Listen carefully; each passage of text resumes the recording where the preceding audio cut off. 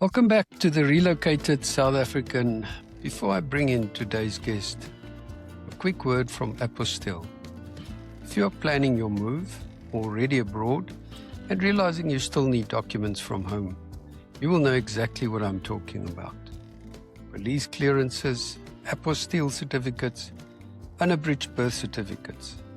Apostille handles all of it on your behalf and couriers everything directly to your door, wherever you are in the world. The link is in the description below. Click through and see how they can help you. My guest today, he grew up in Pretoria, played rugby, turned pro golfer, competed in 47 countries, and has called Oklahoma home for many years. Martin Maritz, welcome. Lucky to have you. Yeah, very lucky to be here too, and appreciate the time and looking forward to the chat. Me too. So Martin, obviously from Pretoria, which school did you attend in Pretoria? Hoërseun School. Finished my high school there, and then relocated to America on a golf scholarship. But I grew up in Pretoria, big Blue Bulls fan, and I grew up right across the street from Loftus. And I went to many rugby games there, and actually sold some peanuts and biltong as a kid, and did some parking so I could go to the games. And so I miss Pretoria a lot. Okay. And I mean, it's just an interesting story. You played good rugby. Did you actually play for Blue Bulls schools? No, I wish I did. Okay. My final rugby game that I ever played was on Loftus, the main field, but it was in school, 7th or 8th grade. It was our Northern Transvaal finals, and we lost in overtime. So my final game, I did play there, but not for the Blue Bulls. Okay, not for the Bulls. No. Nas Botha, Johan Yernes, Uli Schmidt, those guys were my heroes growing up. So I always wanted to be a Blue Bull rugby player, but I think I was too scared of the tackles and getting hurt. But you were a very tall fly-off, is that right? Yeah, I was a fly-off and full-back. I went back and forth, and I did all the kicking. So that was fun for me. Scored a lot of points, just not a lot of tries. Okay, and then what I read is that you caddied for your dad at Pretoria Country Club and became a scratch golfer at 13. Yeah. I started doing that around 7, 8 years old. At that time, my dad was a good golfer. It's actually his birthday today, so shout out to my dad. Oh, awesome. Happy birthday. And so I would go to the course with him. He was a single digit handicap, I think he got down to a 2 or 3, something like that back in the day. And so I would kind of walk with him the front 9 and, push the little trolley. And then when they finished the back 9, I would just be around the putting green, chipping green. I'd go hit some balls on the driving range. And so I'd do that for a couple of hours. They'd come back and head up to the pub for a couple of beers, and I would just keep putting, and sometimes even in the evening under the lights, and so that's how I got introduced to the game, and I was hooked from the beginning. I couldn't get enough. When you this weekend when Aaron Rai won the PGA and you listen to the practice routines and what people have to go through, I think a lot of people don't understand what it takes to be a professional golfer. No, definitely. No, it's a full-time job, just like anything else. If you want to get really good at it, you got to spend the time. And Martin, so when you finished school, the opportunity to go to University of Tulsa and on a golf scholarship, did they approach you? Did you start looking around? So, when I was in high school, we have a very good junior program in South Africa, the Golf Foundation. And so I would play in every tournament I could all over the country. And I was very lucky to win the National Junior Championships. And I think it was at Roodepoort. And I was 16 years old. And so the first prize for that event, and that was the first time they ever did that, was a trip to America to go play in 6 tournaments all over the country. And they ended up picking Trevor Immelman as well to join me on the trip. So it was me and him. His dad came along and my parents. And so we traveled all over the U.S., started in Buffalo, New York, Went up to Wisconsin. We did Florida. Ended up in Arizona, and then also San Diego for the Junior World Championship. And so college coaches would travel to these events, and they'd watch the kids play, and that's how they recruited the top players. And so I did reasonably well in those events. I ended up winning the International Junior Masters in Buffalo, New York. Gary Player actually sponsored the trophy. So it was a funny story. A week or so later, the phone rang back home, and my mom picked up the phone, and it was Gary Player calling to congratulate my parents on my victory. There for a second, my mom, was like, why would Gary Player be calling our house? And she almost said, yeah, and I'm the Queen of England. So that was a funny story, and just shows you what kind of person Gary Player is, to take the time to do that. But yeah, that's how I got recruited. I did that for 2 or 3 years in high school. I played in Japan a couple of times in the World Junior Cup, and so yeah, you just get exposure that way. And I ended up getting a scholarship to the University of Tulsa. And then you turned pro in 2000. Maybe just a step back. Mm-hmm. People always hear about kids going on these golf scholarships. I mean, it's not just moonshine and roses, is my impression. You really work really hard at academics Very. and playing Mm-hmm. golf. Yeah. No, it's, just a quick backstory. My dad was a college professor, dean of construction engineering at Tuckies in Pretoria. So I could have gone to university for free over there as well, but I always wanted to come to America, because the exposure to American college and golf courses and tournaments, and you're playing against some of the best players in the world. So that was always a goal. So my dad said, if you want to go to America, you better get a full scholarship. And I was just lucky enough to get one, because it's very expensive. I went to a private university. Tulsa is a private university, and so it's 2 or 3 times more expensive than what's called a public or state university. And I think in the dollar terms, it's somewhere in the $60,000 to $70,000 a year to go to the university. Yeah, now that's including room and board and your books and tuition and all that. So it is not cheap. There's no way I could have done that paying for it. So Yeah. but yeah, it's basically they paying you $60,000 to $70,000 to be there and play. So you have workouts at 6 o'clock in the morning, have breakfast, then you have school, probably 3 or 4 classes, you have lunch, and then you go practice, 1 to 5. So it's basically from 6 o'clock in the morning till 5 p.m. And then you have to travel in the fall season, probably 4 events, maybe 5, and then the spring about 9 events. So you're gone all the time, missing a lot of lectures, and you just got to make up the time, and you have to maintain what's called a 2.0 grade point average, which is basically C's. Otherwise, you cannot play. So yeah, it's pretty demanding, but a lot of fun. I mean, I wish I could go back to college now. I can Lot imagine. less worries and stress. Yeah. And you probably made some amazing friends during that time. Yeah, and we had such an international group. My roommate was a tennis player from South Africa. We had Gareth Williams, who was a very good tennis player from Affies as well. We went to high school together. He was at Tulsa. So yeah, it was nice to have some South Africans around, but we had players from Sweden, Finland, kind of all over the place. Okay. And a lot of athletes from all over the world. So yeah. Is that where John Daly's kid is? Is he? He's in Arkansas, so he's not He's too far Arkansas. away. It's about maybe a 90-minute drive, so it's in the area. Okay, cool. Okay, and then you turned pro in 2000, but you went back to South Africa to do that on the Sunshine Tour. Yeah, I started in the US. The only way you can get into tournaments is to do Monday qualifying. So first event, I Monday qualified. I got in. And I was like, this is pretty easy. I ended up missing the cut. And then I went 6 weeks in a row, and I traveled in my car all over the country, just wherever there was a Monday qualifier, and missed the next 5. And I've soon realized that, hey, this is not easy. Because they only have 3 or 4 spots, and you have 150 guys playing, and if you don't shoot a 65, you're not going to get in. So then I went down to South Africa to go play Sunshine Tour. And I was very, very lucky at the time. They had a deal where if you make the cut in the event, you get into the next week.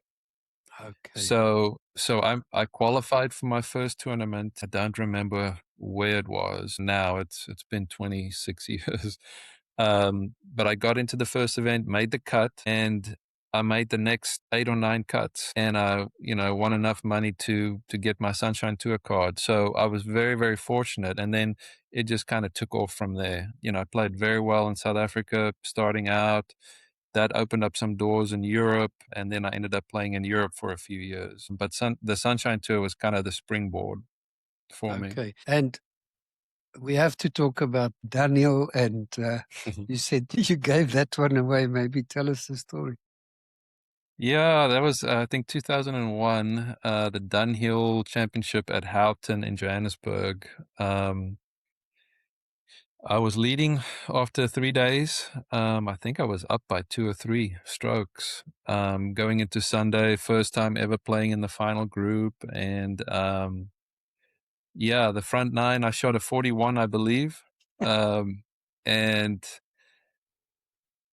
luckily on the back 9, I had 2 eagles and a birdie. So I think I finished eagle, birdie, eagle. And then on the 18th, it's a par 5. I went for it in 2, and I had to get an eagle again to tie Justin Rose. And unfortunately, I hit it on the fringe of the green. The pin was all the way in the back, and I ended up 3-putting to finish second. So I lost by 2 to Justin, and that was his first ever pro victory. And now he's won, I think, 20 times worldwide. He's a Olympic medal winner. He's won numerous Ryder Cups. I think he's won 2 majors. So all because of me. I kind of opened up the can for him, Well done. Yeah. Oh, that's amazing. So he needs to send me a thank you note. Well reminded. And then on the European tour, your highest was 52nd. I mean, you have to play to be 52nd on that tour. I think people that do was not in appreciate. 2004. Very, very proud of that season. I played really, really well, very consistent. I made pretty much every cut I played in, and then had a number of top 10s. And then my biggest finish was 5th in the Scottish Open. That's another story. I was tied for the lead with 3 holes to go, playing out of my mind for 3 days, like out of body experience. Because the first round, I think I shot a 73. I was 145th. And then each day, just got better and better. I think I shot 73, 63, 67, and then I was 9 under through 15 holes on Sunday, tied for the lead all of a sudden. I had no idea really. I didn't even know what my score was. I was just, like I said, out of body experience. And then for the first time in 3 days, I wasn't nervous at all. I don't know where this came from. Felt like a decent swing, but it went 20 yards right into thick, thick rough on 16. At which Had to course was hack it this? out. Loch Lomond in Oh, Scotland. Loch Lomond. Okay. My favorite golf course in the world. It's spectacular. So I found the ball. It was in thick rough. I had to hack it out sideways. I hit it too far. It went across the fairway into more rough. I had to hack it out again. And then all of a sudden I realized what I'm doing. And my heart started pounding out of my chest. I somehow made a double bogey on 16, and I do not know how I finished 17 and 18 because I was shaking like a leaf. Because I realized, okay, I just threw away the tournament, and luckily I made par.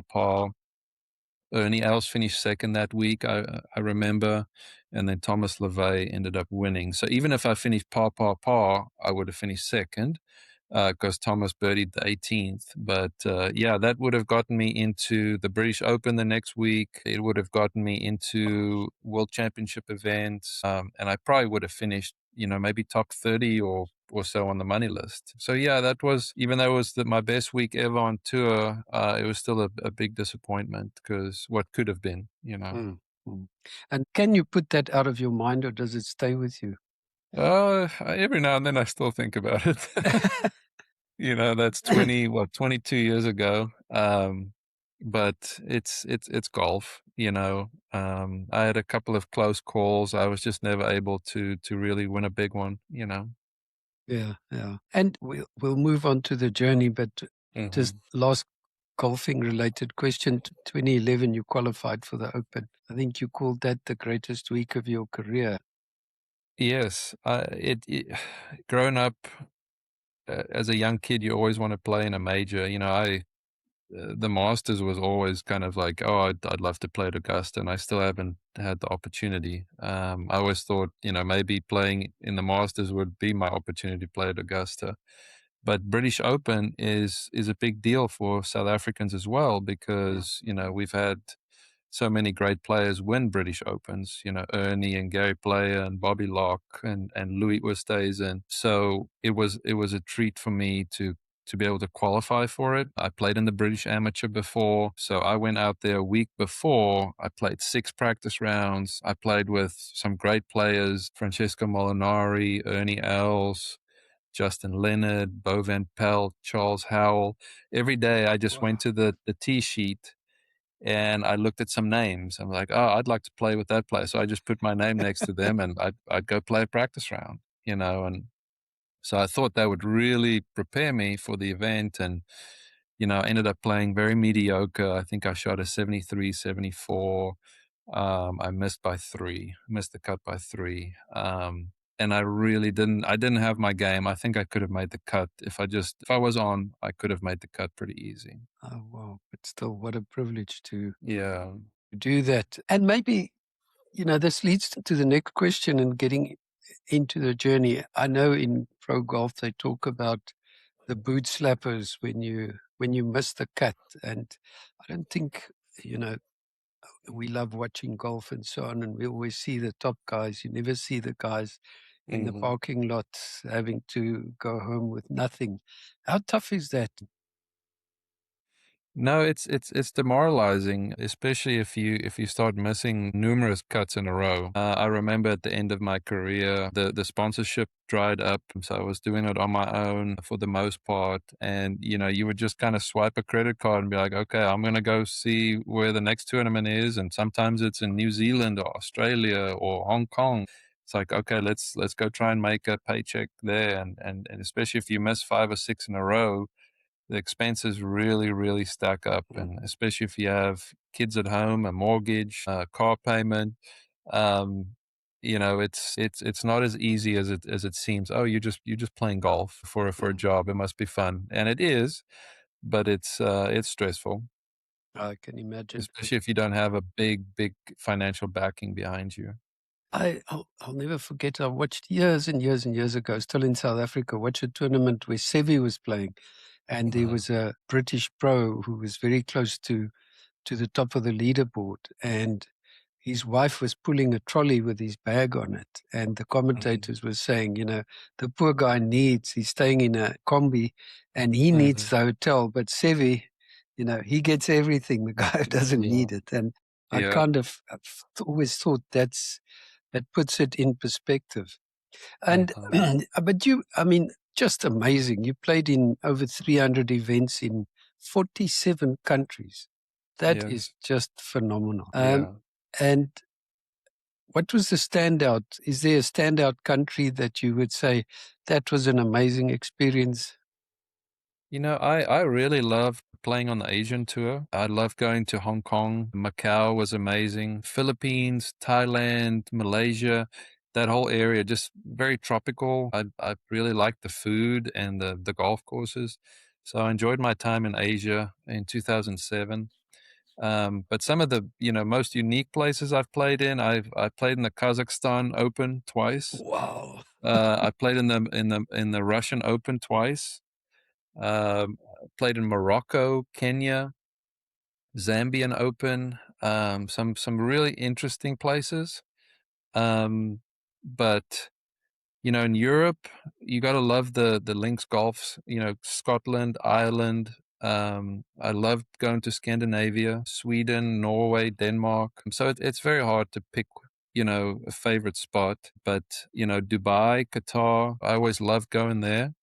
Love the golf courses, and then also New Zealand is beautiful. So yeah, Mhm. I can come up with a top 10 list, but my favorite, it's difficult. Yeah, yeah. And I mean, you know, just to put it in perspective again, if you have a sponsor, it's relatively easy, I guess, but you still have massive expenses. So, we Hmm. always read a guy's won 100 or 200,000 euros, dollars.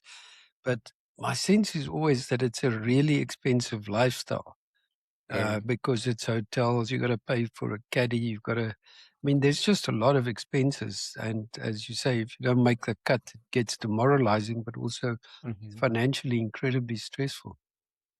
Yeah, you got to think about it. Each week, I would say on average $3,000 to $4,000 in expenses, especially in Europe and Asia, because I mean you're traveling internationally every week to get to the next location, and then yeah, you either have family traveling with you, you pay for your caddy. So yes, very very expensive. In America, obviously a little bit cheaper to travel around, but most of the time they have official hotels, and they usually pick the nice ones. They're not cheap. You can stay cheaper if you want, but then you don't have the luxury of the courtesy car or the bus that takes you to the course. So you have to Mm, you have to plan out really well if you want to save some money. mm.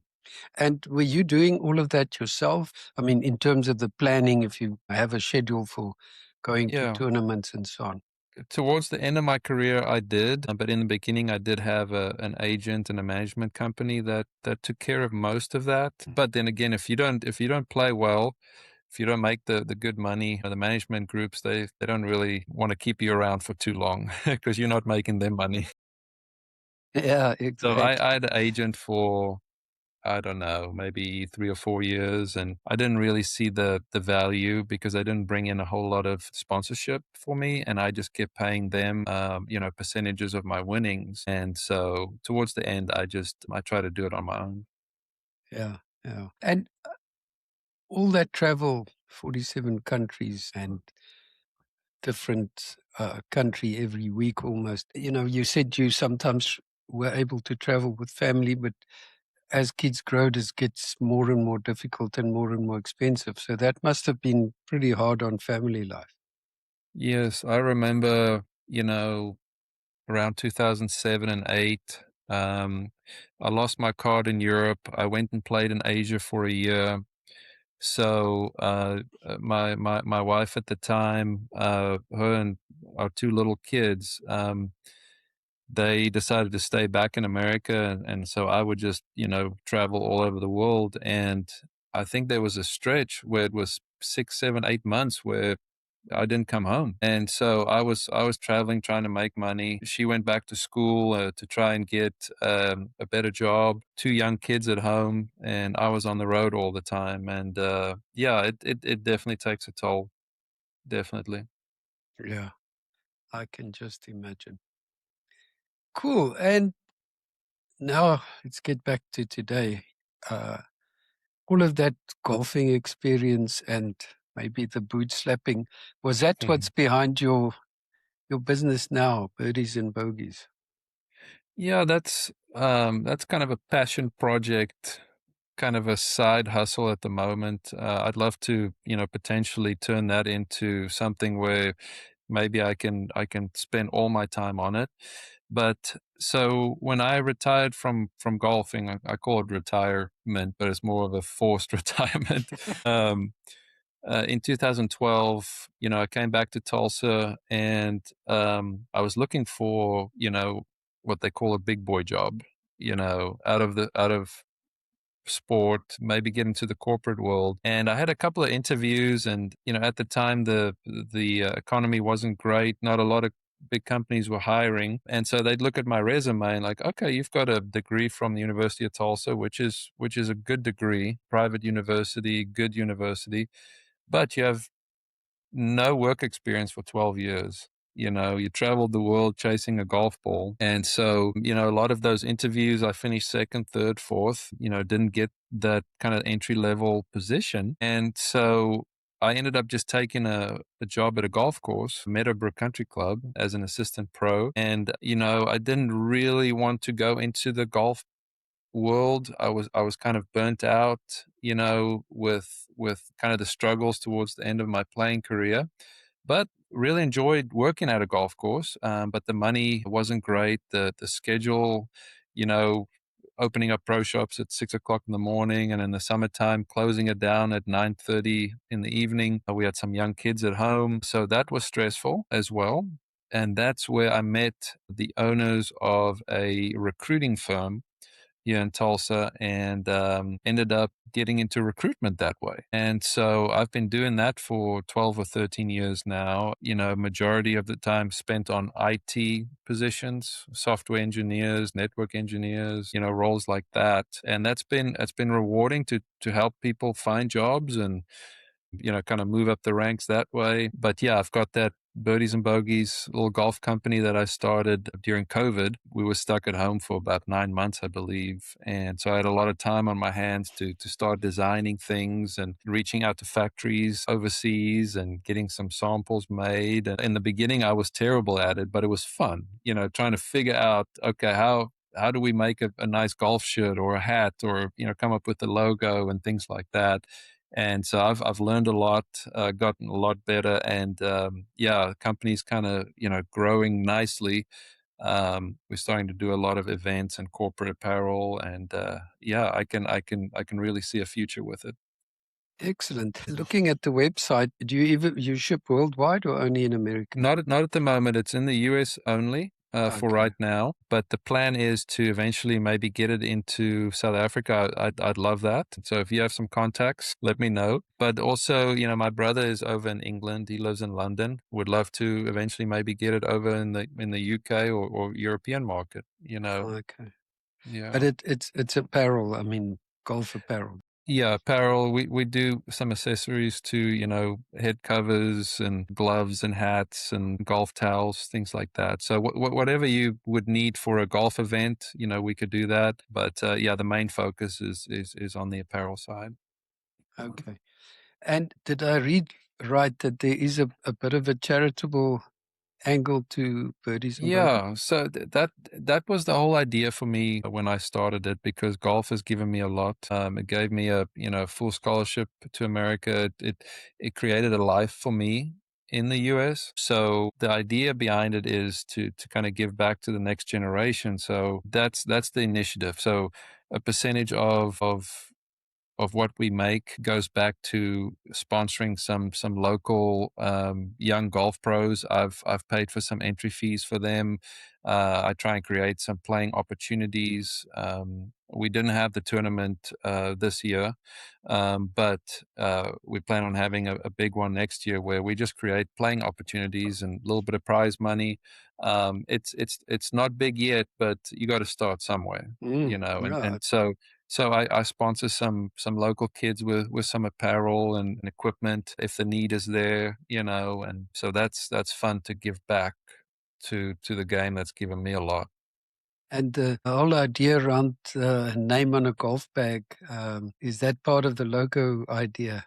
Yeah, so that's how I came up with the golf bag logo. Like I mentioned to you, when I was 7 or 8, I was kind of obsessed with the game, and my parents took me to Swartkorps golf course, and where they had the ICL. I think it was the ICL Classic. Yes, I remember that. And so Nick Price was playing, Nick Faldo, Corey Pavin, Vijay Singh, John Daly.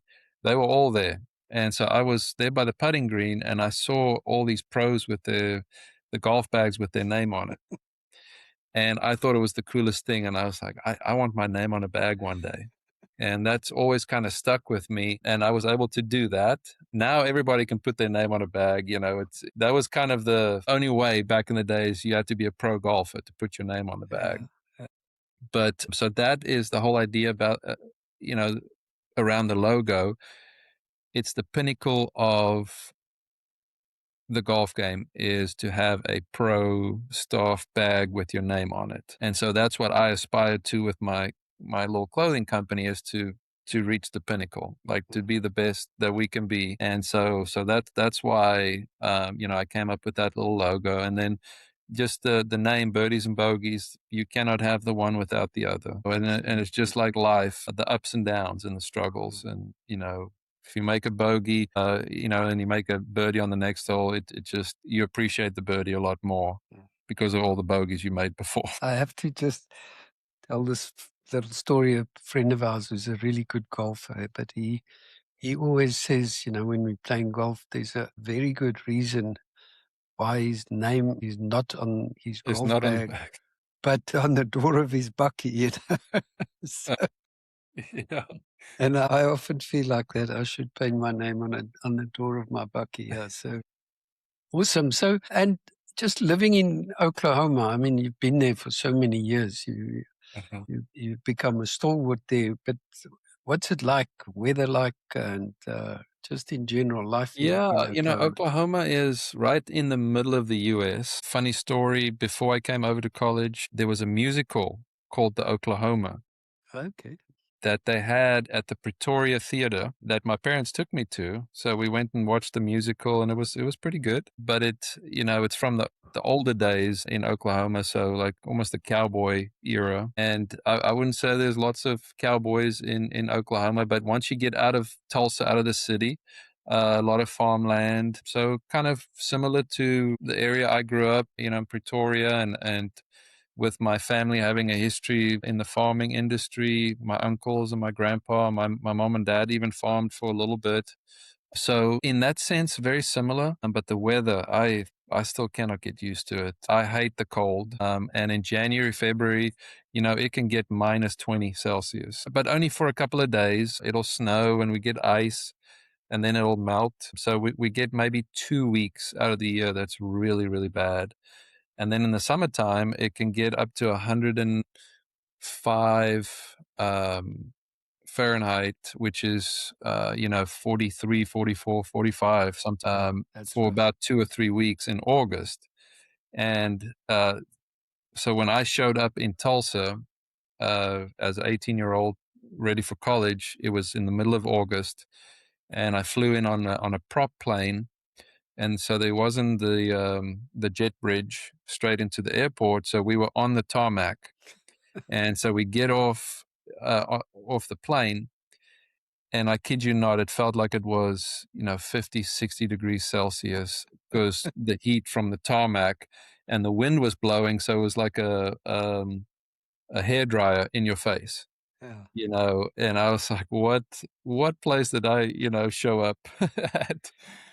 And, kind of soon got used to the heat, but it's kind of like Leopard Creek in the summertime.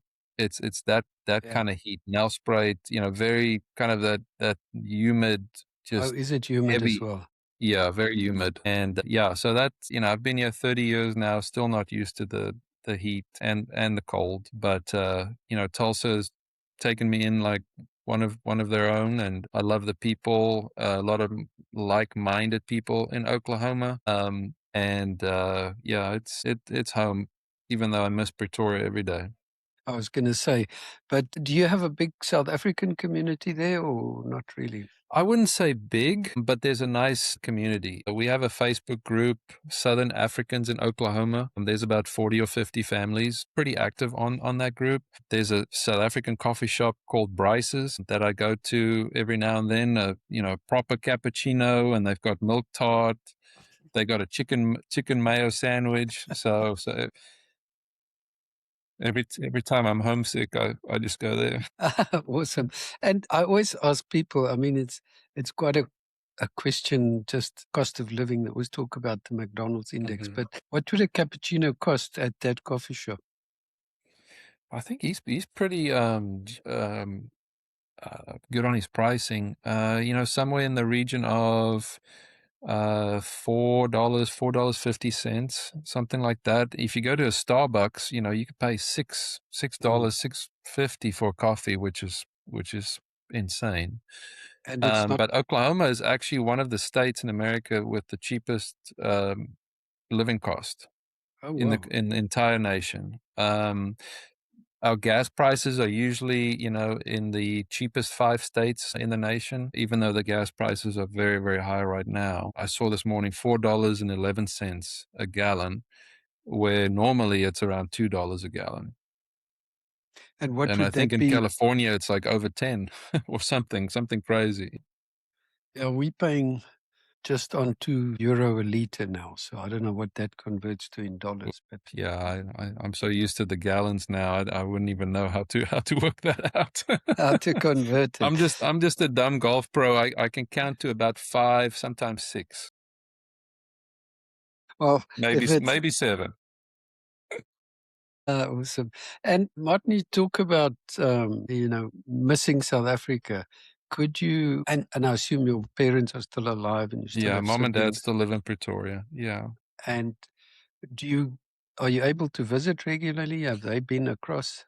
I used to go back a lot because I played the Sunshine Tour, so I would go every year. And then since 2012, I went back for my high school reunion in 2015. That was my 20-year reunion. And then I went back 2 years ago, went with a group of American friends. I think we were 7 total. And we went to Cape Town, Stellenbosch, did the wine tours.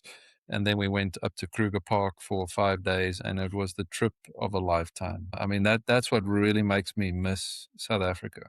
I was gonna say. The food, the weather, the people, the safaris. You don't have that in America. Yeah. And they all were blown away. They want to go back at some point. They also said it was just wonderful. And could you see yourself going back? Was that unlikely? It's a tough question. I don't know what the future holds. I mean,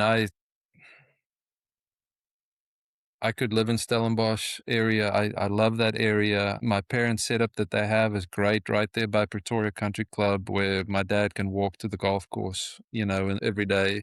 I could see myself living like that, and I think I would really enjoy it, but I just don't know if it's the right move. And especially with having kids over here and my youngest being 10, yeah, a lot of things will have to change for me to ever really consider that. I can I can imagine. I was going to ask you, in your recruitment business, does the golf help? Do you still get to play quite a bit? Yeah, that's basically the only time I play golf is when I go play with clients. Mm. And the pity is, a lot of the IT folks, they don't really play golf.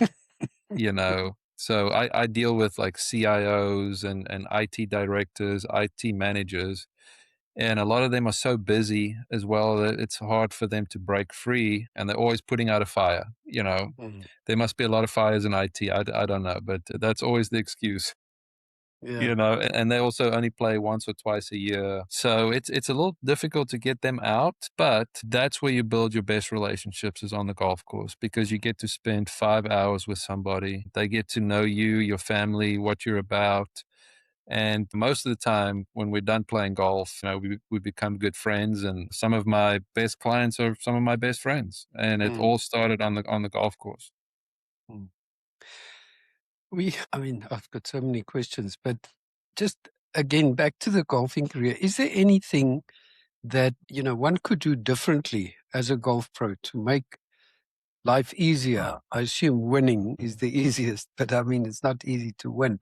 Is there a way to make that life easy?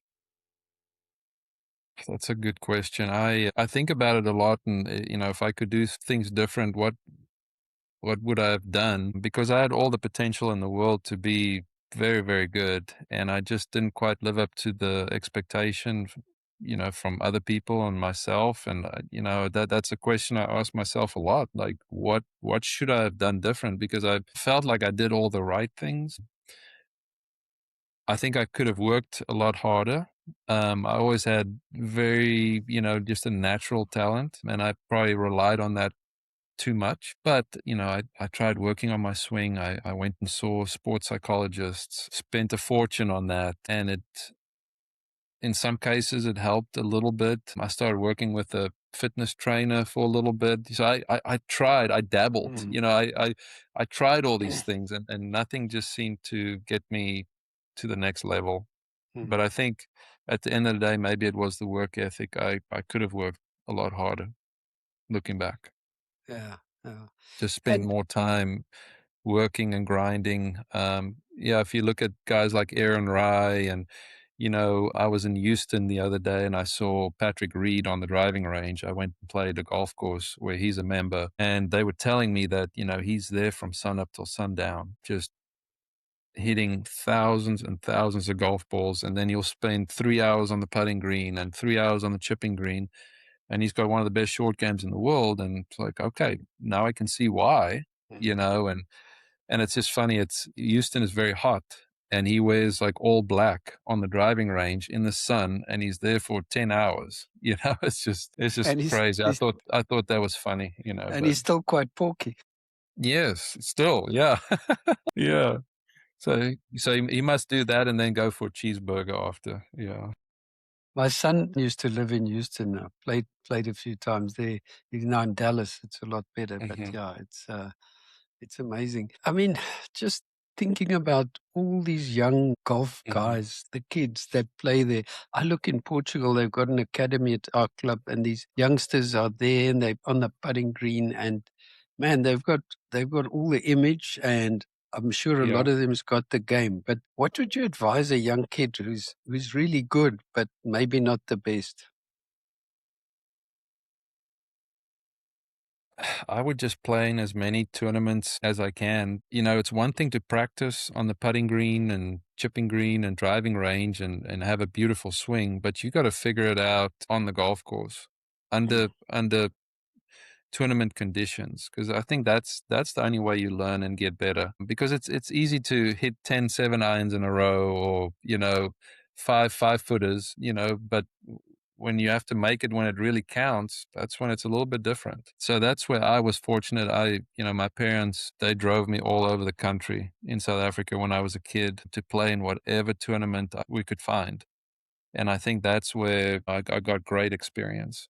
Awesome. Yeah, it is tough, tough, tough old life. Last question.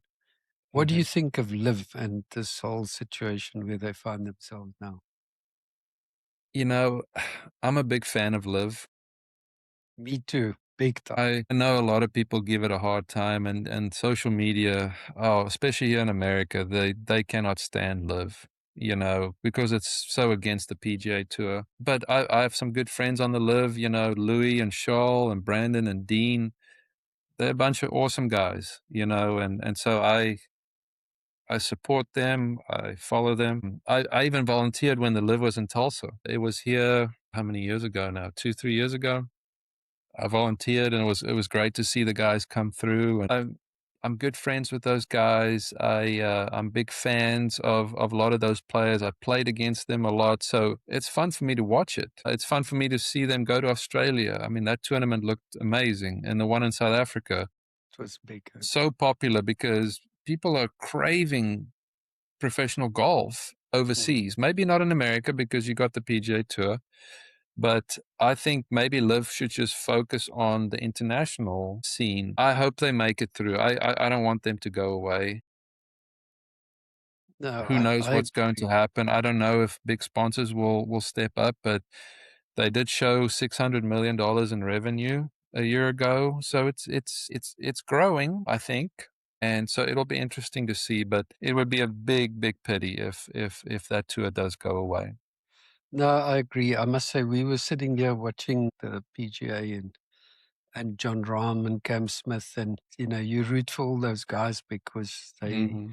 they part Oh of that. yeah, That no, this weekend same. I really wanted Cam Smith to win because he's been struggling, mm, and that would have been nice, mm, just to, because everybody said, "Oh, it's because you went to Live. Now you're a nobody, mm. and you lost your game." And well, he showed, and Rom showed that they can still compete with the best in the world. Yeah, there were a bunch of them, Walker Neiman and a few Yeah, others who were Walking, on the he's a leaderboard. exceptional player for He's sure. very good.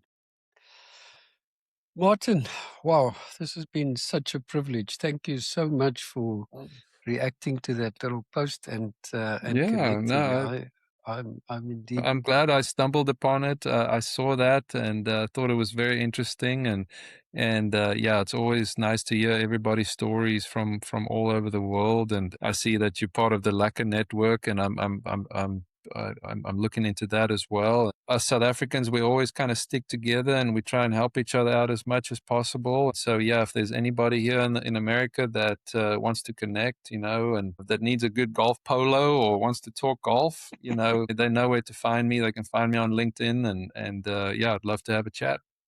And your website for your clothing company is Birdies and Bogeys. Birdies and Bogeys golfgear.com. Yeah. Golfgear.com. So we'll put it on the show notes as well. So awesome. Go and check it out. That kit looks great. It is actually priced in euros when I checked this afternoon. Okay, so maybe wherever you are in the world, maybe it but you don't ship here. Not at the moment, but hopefully very soon. And so yeah, cool. If there's anybody listening that's very good with logistics and supply chain overseas, they can reach out to me and we can maybe work something out. Maybe I can put birdies and bogeys on my golf bag. Then we go. Not on the bucky. That sounds like a plan. Quick reminder before we close today: if police clearances, apostille certificates, or any South African documents are still on your list, Apostille sorts it out for you. Visit the link in the description below and see how Apostille can help you on your journey. Martin, thank you so much. I think your story is exactly why I do this. South Africans who go out into the world, give everything, carry the flag with pride. Thank you, man. Definitely. No, it's been a pleasure, and thank you for inviting me to do this, and it's been fun chatting. And if you know a South African living anywhere in the world who has a story worth telling, please reach out to me. And to the listeners, if you enjoyed this episode, share it, like it, and go and look at our website, therelocatedsouthafrican.com. Stay proud, stay connected, and remember, wherever you are in the world, you're not far from home. Until next time.